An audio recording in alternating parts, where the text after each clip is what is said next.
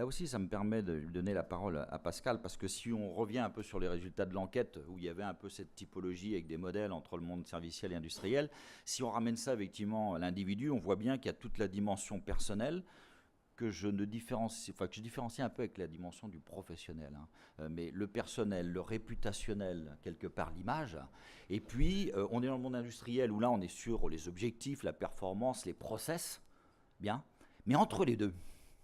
Et dans tout ça, il y a quand même des individus en chair et en os, des hommes et des femmes, qui non seulement sont des contributeurs à la fin, au sens de la finalité, peuvent être aussi des contributeurs d'une performance collective, des acteurs de coopération. Là, ça nous intéresse d'entendre aussi le représentant du monde académique et scientifique à partir de ces résultats d'enquête sur un peu des éléments d'analyse qui permettraient d'éclairer la réflexion qu'on appelle un peu de nos voeux et qu'on souhaite prolonger.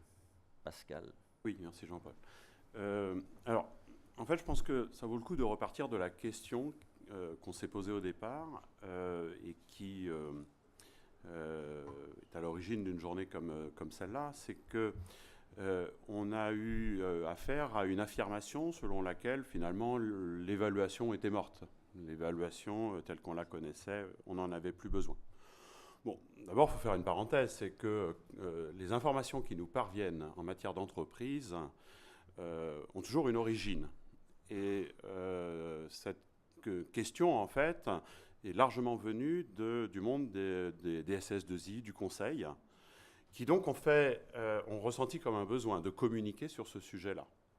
Et donc d'en faire un sujet que nous nous posons actuellement. Ce qui ne veut pas dire qu'après, on ne va pas reprendre ça dans divers secteurs à sa manière.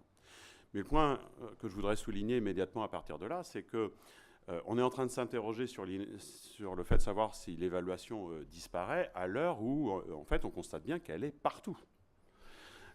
On a de moins en moins besoin, éventuellement, de l'évaluation telle qu'on la connaissait, parce que d'une certaine manière, elle nous environne de toutes parts. Et dans le témoignage du groupe Hervé tout à l'heure, on disait bien qu'en fait, on a une batterie d'indicateurs qui permettent à chacun de se comparer.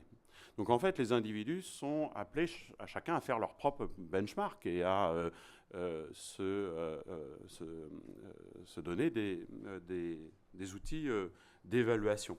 Donc la question qui est posée, c'est celle en fait d'une éventuelle disparition de l'évaluation telle qu'on la connaissait jusqu'à maintenant comme un moment un petit peu laborieux et artificiel, un moment que l'on cherche à cadrer comme étant officiellement, ouvertement de l'évaluation. Et donc on se pose la question aujourd'hui de savoir si on ne devrait pas en fait disséminer davantage de l'évaluation quotidiennement plutôt que de créer des moments artificiels comme cela. Alors, il n'y a rien de simple dans tout ça. Je voudrais également dire que ce n'est pas une évolution aussi simple de pouvoir s'en passer, parce qu'il y a plein de contextes dans lesquels, finalement, ce serait extrêmement difficile de balancer ça comme ça par-dessus bord du jour au lendemain. Ne serait-ce que parce qu'on a les résistances, l'effet d'hystérésis d'une certaine manière, de cadres légaux et réglementaires. Et tout à l'heure, on a eu l'exemple à propos de la fonction publique, où si du jour au lendemain on disait que c'était plus pertinent, il reste que quand même le législateur a imposé un certain nombre de choses qui font qu'on est bien obligé de passer par là. Et par ailleurs, l'évaluation dont Marc Véron disait tout à l'heure que son grand défaut, c'est qu'on a cherché à y fourrer plein de finalités qui peuvent difficilement être assumées à la fois. Il reste que ces finalités, elles demeurent hein, et qu'elles ont leur importance dans les organisations. Et si on est dans un grand marché interne, comme par exemple La Poste, et qu'on a une partie de son métier qui s'effondre, par exemple la distribution du courrier, et qu'il faut reclasser toute une série de personnes dans d'autres fonctions, il faut bien, par exemple, mettre en place des politiques de filière et outiller ces politiques de filière pour arriver à décider, déterminer que des individus ont accumulé un certain type de compétences dans certaines situations de travail, est-ce qu'on peut transporter ça ailleurs, etc. Donc, Peut-être que les formes que l'on adoptait jusqu'à maintenant sont devenues un peu caduques. En tout cas, un certain nombre de problèmes qui étaient à l'origine de tout ça n'ont pas forcément disparu. Alors, qu'est-ce qui, éventuellement, serait en train de tuer l'évaluation telle qu'on l'a connue maintenant? Eh bien, au moins deux choses, je pense, et on l'a entendu à plusieurs reprises dans la matinée. D'abord, les mesures de satisfaction client. Les mesures de satisfaction client, les mesures de réputation, d'une certaine manière, alimentent sans cesse, de façon continue, sur un certain nombre de retours dont on peut considérer qu'ils sont suffisants pour finalement réussir à se passer de moments un petit peu artificiels d'évaluation. Et du coup, les réseaux sociaux, par exemple, y compris les réseaux sociaux internes, eh bien, fournissent énormément de choses. De la même manière que quand vous allez dans un restaurant, désormais, ça vous prend de noter le restaurant. Qu'est-ce que vous notez? Vous notez l'expérience client, c'est-à-dire que vous notez ce que vous a fait éprouver le repas, la tenue du serveur, la façon dont il s'est comporté. Donc, tout à l'heure, on disait c'est une information parfaite. C'est en même temps une information très, très ponctuelle. C'est comment j'ai ressenti le truc. Et je vais le dire au moment où vraiment ça bout en moi et il faut que je le fasse savoir. Et en plus, comme je peux le faire connaître à la terre entière, j'ai d'autant plus envie de le faire. Donc, ça fournit de l'information, ça crée des réputations et ça oblige à toute une gestion de la réputation. À partir du moment où il y a ça, les individus sont sollicités. Je ne sais pas si certains d'entre vous, par exemple, vendent des choses sur Amazon, Marketplace ou des sites de ce type-là. Vous avez quand même suffisamment de quoi gérer votre réputation et suffisamment de retours permettant de décider comment vous faites. Et si jamais vous ne le faites pas, Amazon, en fait, vous dira que maintenant, vous sortez de la foire Amazon parce que vous n'avez pas tenu votre réputation et derrière elle, la réputation d'Amazon lui-même. Donc, vous avez une information pléthorique, en quelque sorte, sur la satisfaction déclarée. Est-ce que c'est censé nous traduire de la qualité du service fourni? Et d'une certaine manière, on peut se dire que tout ça, si ce n'est qu'on fond, en tout cas, considère que de manière asymptotique, eh bien, la compétence, l'effort ou l'engagement et le résultat, eh bien, ça se rejoint. Au bout du bout, la satisfaction exprimée par les clients sur le résultat, ça nous dit quand même à peu près des choses sur la compétence et sur l'engagement. Et donc, on a des outils pour gérer ce genre de choses. En réalité, la satisfaction client, c'est une vaste boîte noire, hein, où il appartient à chaque individu d'arriver à décoder, décrypter finalement ce qui est à l'origine du résultat qui est ainsi exprimé, avec énormément de sources de frustration, d'ailleurs, sur des clients qui ne sont pas capables de juger, mais qui se sont permis de dire à la terre entière que je n'étais pas un bon cuisinier, ou tout ce que l'on veut. Donc, ce sont des instruments qui parlent énormément, qui parlent de la qualité du travail, de la qualité du professionnel. Ça, c'est peut-être pas aussi évident que ce que l'on peut dire. La compétence, en fait, elle est un petit peu supposée dans ces outils-là. Et les entreprises qui auront un petit peu qui les mettront assez facilement au centre de leur procédure d'évaluation actuellement, pourront dire que la compétence, ça peut être des aspects très techniques du métier, mais ça peut être aussi une capacité à travailler avec les autres, hein, une dimension collaborative, mais aussi une capacité à tenir les niveaux de performance attendus, y compris des objectifs chiffrés. On a un certain nombre d'entreprises dans lesquelles, finalement, partant de là, la compétence, elle se rabat en dernière instance sur du leadership. Au bout du bout, ce qui fait la différence, c'est votre leadership. Et là, il y a une grande différence par rapport à ce que Nicolas rappelait tout à l'heure, c'est-à-dire le fait que, classiquement, dans les entreprises, on a eu tendance à différencier les dispositifs d'évaluation concernant les cadres, ou les cadres éventuellement à haut potentiel, et puis les autres, et y compris le vocabulaire. À partir du moment où on a introduit la part variable un peu pour tout le monde, à partir du moment où des évolutions se sont fait sentir, on a quitté de plus en plus ce qu'on faisait dans les premiers temps, qui était de dire, dans le fond, les outils que l'on construit, on les construit pour les cadres parce que c'est plus facile pour eux, c'est plus facile d'objectiver un certain nombre de points, puis après on diffusera. Mais en réalité, maintenant, ce qui s'est diffusé, c'est y compris les attentes de comportement. Le leadership, maintenant, chez Accor, le leadership, il est attendu de la femme de ménage qui vient faire le ménage dans votre chambre. Et elle doit également développer son propre leadership. Donc, le leadership, en fait, c'est quelque chose qui entre, on ne l'a pas évoqué ce matin, mais en fait, ça entre considérablement dans les sujets qui nous préoccupent, avec un palier supplémentaire qui a été franchi dans la psychologisation des phénomènes. Autrefois, c'était le savoir-être. Maintenant, du coup, on aurait presque tendance à regretter le savoir-être, parce que quand ça devient le leadership, là, ça aplatit encore plus la caractérisation des situations et de ce qu'elles peuvent avoir de différent. En même temps, il y a des enjeux très forts du point de vue des entreprises, qui est d'avoir effectivement des salariés qui, d'une part, vont gérer leur carrière avec un souci de se rendre performants dans différentes situations, et puis de représenter l'entreprise d'une certaine manière. Ça, c'est la première chose donc, qui tend à saper les bases de l'évaluation telle qu'on la connaissait jusqu'à maintenant. La deuxième chose qui sape les bases de l'évaluation et qui lui donne éventuellement le coup de grâce, c'est l'extrême sophistication technique qu'on a fini par atteindre. L'extrême sophistication de l'évaluation individuelle et les apories de ce modèle-là.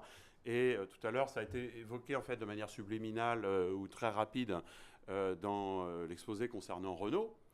Mais ça renvoie à un colloque qu'on avait eu sur la rémunération à l'Observatoire des cadres. Mais toutes les méthodes qui ont été développées ces dernières années, qui ont été rappelées rapidement, où finalement on dit, voilà, il n'y a que 5% de super performants.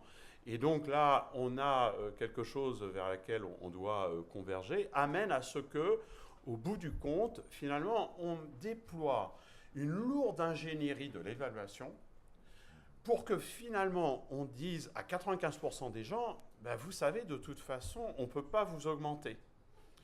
Et tout ce qu'on avait pu dire sur l'évaluation, moment privilégié de dialogue que vous n'arrivez pas à avoir habituellement avec vos collaborateurs, essayez au moins une fois par an de vous dégager des urgences. Précisément, tout ce qu'on est en train de dire actuellement, il faudrait être le plus près du rythme du travail. Dans les années 90, début des années 2000, on disait au contraire, prenez un moment de la hauteur sur le fait que vous avez en permanence le nez sur tout un tas d'urgences. Faites le choix de vous extraire des situations, placez-vous dans un dispositif dont on sait qu'il est abstrait, qu'il est une abstraction, dont on sait qu'il est en réalité un simulacre. Un simulacre, pas au sens ironique ou négatif du terme, c'est que tout simplement, on sait que c'est artificiel. On sait que c'est quelque chose qui n'a rien à voir avec le quotidien, parce que précisément, on veut engager des dialogues qu'on n'a pas le temps d'engager dans le quotidien. Pour précisément aider, envoyer des messages de reconnaissance, mieux comprendre pourquoi les gens ont réagi de telle manière. Donc, on a mis en place toutes ces choses-là, et puis à partir du moment où il y a eu extension de la part variable, prédominance des enjeux de rémunération et d'individualisation de la rémunération, eh bien, au bout d'un moment, c'est devenu tout ça, c'est devenu une usine à gaz. Et l'usine à gaz rend le simulacre vraiment pour un mensonge. On n'est pas dans le simulacre, on est dans le mensonge. Et donc, pour le coup, on sape le lien de confiance qui est déjà fragile et qui permet de vivre ensemble dans l'entreprise. Et de tolérer, finalement, de jouer le jeu que l'on joue normalement dans ces instances-là, qui est celui de jouer autrement le rapport de subordination. J'ai un hiérarchique qui me dit « je suis l'incarnation ici ». En fait, on est dans du théâtre grec. C'est-à-dire qu'on met un masque. On met un masque, on sait bien que c'est un masque. Mais le masque, j'ai le masque de l'employeur. Et donc, je te parle du point de vue de l'employeur qui t'adresse un certain nombre d'attentes et qui dit que là, tu n'es pas au niveau des attentes, que là, tu y es. D'ailleurs, on ne parle pas spécialement, forcément, de toute la compétence. On parle de la compétence dans la mesure où elle permet de répondre à des attentes. Et le salarié, finalement, est équipé de droits. En fait, c'est une scène dans laquelle il y a des droits et des obligations de chacun des protagonistes. Et on joue ce jeu où il y a expression des attentes, un petit peu surjouée, un peu théâtralisée, et expression, c'est ce qu'on disait un peu tout à l'heure, hein, on a ri sur la façon dont ça se produisait, le jeu de rôle qui se produit dans la vie réelle chez Renault, mais en fait, tout le monde a ri parce qu'on sentait bien que c'est ce qui se passe partout ailleurs. Par ailleurs, donc, la façon dont le salarié a une occasion artificielle d'exprimer un certain nombre de choses à son tour. Et on est en train de jouer autrement le rapport de subordination. Et donc, il y a des conventions implicites qui sont sous-jacentes à ce dispositif d'évaluation, qui est l'acceptation commune du rapport de subordination et de forme d'expression du rapport de subordination. Et ce qui est en train de connaître des évolutions extrêmement franches, mais en même temps difficiles à analyser et à interpréter, c'est précisément des choses qui tanguent du côté de ces conventions, jusqu'alors parfaitement partagées. Après, on pouvait discuter sur tout ça, il y a trop d'individualisation, donc c'est toutes les revendications syndicales sur les protections dont il faut entourer le salarié pour ne pas être victime d'une individualisation et de trop d'arbitraire.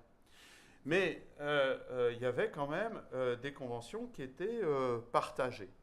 Aujourd'hui, ce dont on est en train de s'affranchir, eh bien, c'est, dans un certain nombre de cas, c'est précisément cette dimension complètement artificielle de cet artefact qu'est le moment privilégié, etc.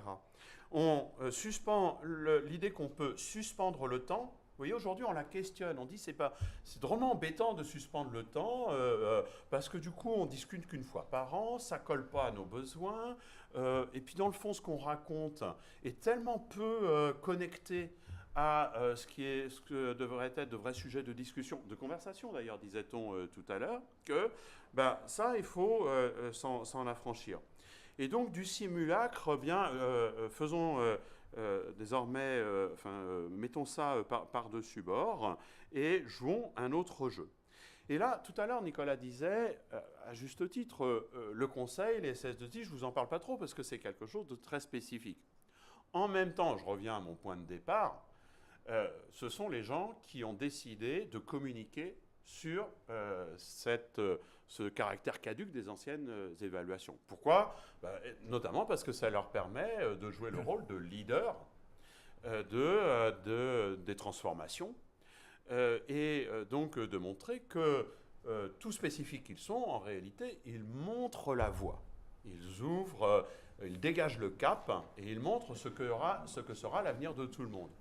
C'est vrai et c'est pas vrai. C'est pas vrai au sens où il y a des configurations sectorielles, d'activités, des histoires d'entreprises, etc., qui font que ça ne pourra jamais être aussi simple que ça. C'est vrai d'un autre point de vue, au sens où là, il y a des ruptures, ça met sous la loupe un certain nombre de ruptures qu'on peut être amené à observer de plus près. D'une certaine manière, ce que le Conseil et les SS2I mettent en scène, c'est la rupture ouverte du simulacre et c'est le passage de conventions d'appréciation, de jugement sur les situations à d'autres conventions. Autrefois, on estimait qu'on avait affaire à une évaluation dans laquelle l'exercice signifiant, l'exercice qui prenait sens pour tout le monde, hein, tout à l'heure, c'est pas pour rien qu'on nous parlait des conventions porteuses de sens, des meaningful conversations, c'est-à-dire qu'il y a bien un enjeu de qu'est-ce qui a de la signification. Qu'est-ce qu'on considère comme n'étant pas justement un simulacre qui confine au mensonge. L'exercice signifiant, c'était celui qu'on se situait dans le cadre d'un rapport de subordination. Je l'ai dit tout à l'heure. Et donc, on acceptait de jouer un certain jeu. Aujourd'hui, dans les entreprises de conseil comme ailleurs, on nous raconte une histoire qui est celle des millennials. Donc, en réalité, c'est le fait de substantialiser dans une génération un certain nombre de transformations est évidemment une caricature. Donc, la génération, le sociologue, la génération Y, les millennials, le sociologue immédiatement boue et dit on ne peut pas laisser dire de telles bêtises. Mais en même temps, les millennials, c'est un certain nombre de problèmes pratiques qui, même si c'est réducteur de les présenter comme ça, travaillent bien le monde de l'entreprise. J'ai pas besoin d'être trentenaire, en fait, pour exprimer un certain nombre d'attentes. Il suffit, par exemple, que j'aille voir, faites parler des gens d'associations caritatives et faites-leur parler des bénévoles, des jeunes retraités bénévoles.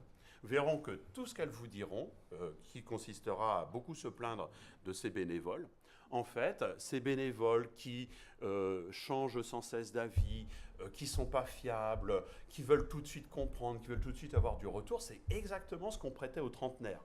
Comme quoi on peut avoir 60 ans et être encore un millennial. C'est une bonne nouvelle. Il reste quelques minutes, Pascal. Mais quand même. Donc là, qu'est-ce qu'on a ? On a en fait des conventions qui sont en train de se rejouer. En fait, tout ce que l'on a considéré comme naturel autour de l'acceptation du rapport de subordination, de la stabilité dans l'emploi, d'un certain jeu donnant-donnant, y compris un peu simulacre avec l'entreprise, on a des jeunes ou des moins jeunes qui sont en train de dire « Non, moi, ça ne m'intéresse pas ce jeu ». Rappelez-vous une chose, c'est que jusque dans les années 30, les ouvriers n'étaient pas demandeurs de l'emploi stable, du contrat à durée indéterminée, des protections telles qu'on les a connues après la Seconde Guerre mondiale, etc. Et donc, d'une certaine manière, peut-être que ce qu'on a vécu était une parenthèse et que ça se rejoue actuellement.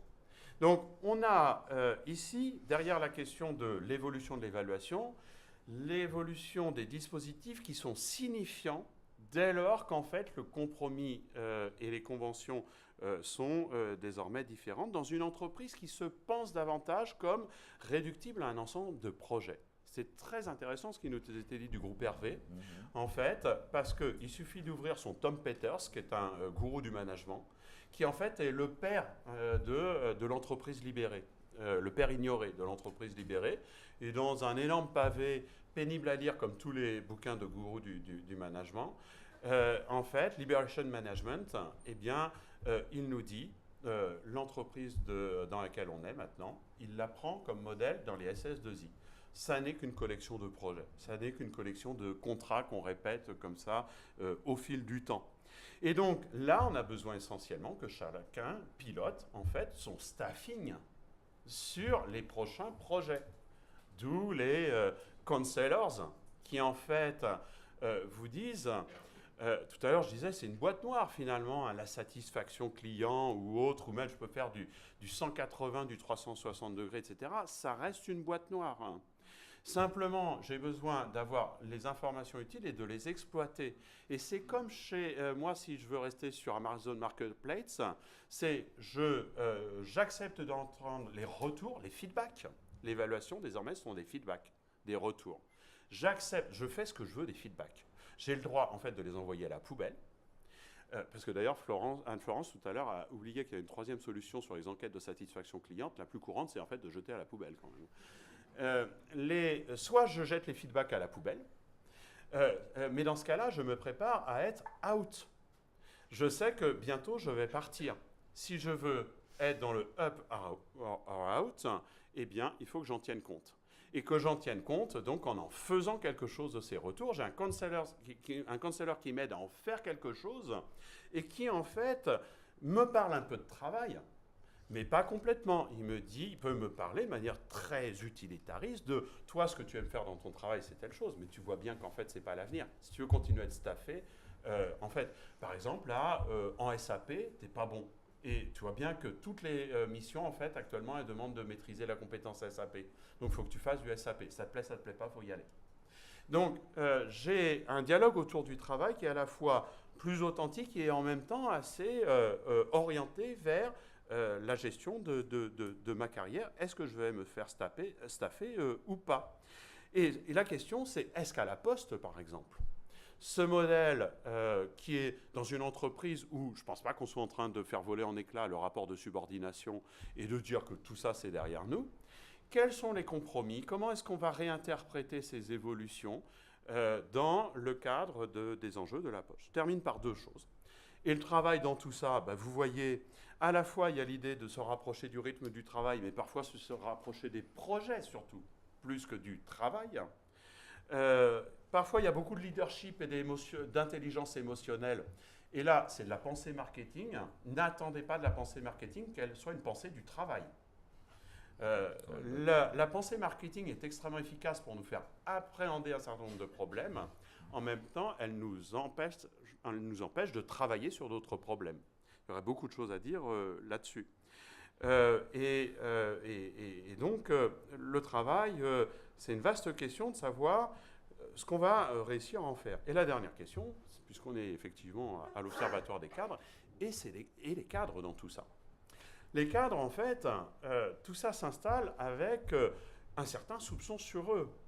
Ce que ces nouveaux dispositifs permettent éventuellement de faire, c'est de se débarrasser des cadres dans leur dimension de gatekeepers. Les cadres sont des gatekeepers, c'est une notion en sciences politiques qui insiste sur le fait qu'il y a des acteurs qui sont des passages obligés avec lesquels vous êtes obligé de composer et avec leurs intérêts, vous devez composer. C'est eux qui ouvrent le passage ou qui ne l'ouvrent pas. Et là où les dispositifs anciens d'évaluation étaient extrêmement embêtants, c'était que les cadres étaient des gatekeepers. Et notamment, il y a toujours le soupçon qui pèse sur les cadres, par exemple, de vouloir noter de la même manière, pour ne pas, on l'a dit ce matin, pour ne pas rompre la paix sociale. Et oui, les dispositifs anciens, et plus on les a tirés vers la part variable, plus ils étaient difficiles à tenir pour les cadres, c'est que précisément, comment je fais pour tenir la performance productive où j'ai besoin que je ne me fâche pas avec mes collaborateurs. Et avoir des collaborateurs, c'est qu'on sait très bien qu'il y a des gens qui ont des qualités, des défauts, je fais avec. Mais d'un autre côté, si je me mets à leur dire franchement qu'il y a des trucs sur lesquels ils ne sont pas bons et que la prochaine fois je ne les prends pas, eh bien là, je vais me fâcher avec certains. Donc il y a un équilibre extrêmement difficile à tenir. Donc soit on passe à un nouveau modèle de cadre, qui est le cadre, en fait, ce que suggérait un peu Sylvie, un cadre, et Marc Véron également, un cadre plutôt animateur de communauté. Mais alors là, c'est une transformation radicale de l'entreprise. Soit, et les deux sont possibles, le risque est plutôt là, qu'en réalité, on ait ce discours des entreprises sur, désormais, vous cadres, vous êtes des animateurs de communauté, et en même temps, j'ai évidemment pas supprimé tous les process dont sont comptables les cadres, qui d'ailleurs passent leur temps à remplir les instruments de vérification du respect des process, qui en même temps doivent avoir du temps, vous avez compris, pour des conversations. Meaningful en plus. Donc, vous voyez un petit peu la disponibilité qu'il faut avoir. Je dois avoir des conversations quotidiennes. Il faut avoir du temps. Donc, il faut supprimer Excel, il faut supprimer les tableaux de bord, il faut supprimer les process. Donc, est-ce que les entreprises... On est tous des héros, tu le sais bien ici. J'en doute pas, mais simplement, je pense à les moments où vous flancheriez. Bon, en tous les cas, merci d'avoir excité nos neurones et en tous les cas d'avoir ouvert la réflexion.